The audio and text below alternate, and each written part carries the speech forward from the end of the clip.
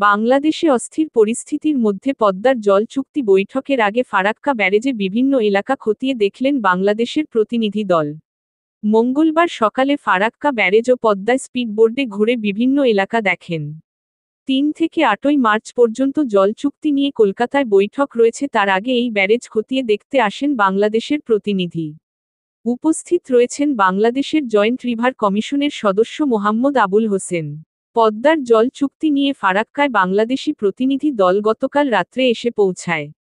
এরপর ফারাক্কা ব্যারেজের general manager R D. Deshpande ও ফারাক্কা ব্যারেজ প্রজেক্টের আধিকারিকগণ করা নিরাপত্তার মধ্যে দিয়ে নিউ ফারাক্কা স্টেশন থেকে ফারাক্কা ব্যারেজ গেস্ট হাউজে পৌঁছায়। আজ সকালে জল চুক্তি নিয়ে বৈঠকের আগে জলপথে পরিস্থিতি খতিয়ে দেখেন ওই প্রতিনিধি দল। রিসেন্টলি একটু কমে গিয়েছে। জানুয়ারি মাসে ভালো ছিল, গত ফেব্রুয়ারি মাসে একটু কমেছে। বিশেষ করে আলোচনার বিষয় না, না জল কমেছে, এটা ন্যাচারাল। জল কমেছে, এটা কোনো বছর বেশি থাকবে, কোনো বছর কম থাকবে। বাস্তবায়ন হচ্ছে, চুক্তি প্রয়োজনে যে চুক্তি বাস্তবায়ন হচ্ছে, সেটা একটা কমিটি করা হবে। কমিটি তখন কাজ করবে, সেটা আমরা বলতে পারছি না। ওখানে ফ্লো মেজার করা হয়েছে, আবার এখানে ফিডার ক্যানেলও করা হচ্ছে। সো এটা চুক্তি অনুযায়ী বাস্তবায়ন হচ্ছে।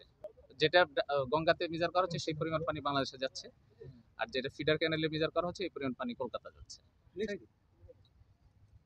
Venue will be decided letter on. Committee করা হলে তখন এটা রুটিন মিটিং হবে কলকাতায়। এখানে ভিজিটের পরে কলকাতায় মিটিং করি আমরা 6 তারিখে, রুটিন মিটিং।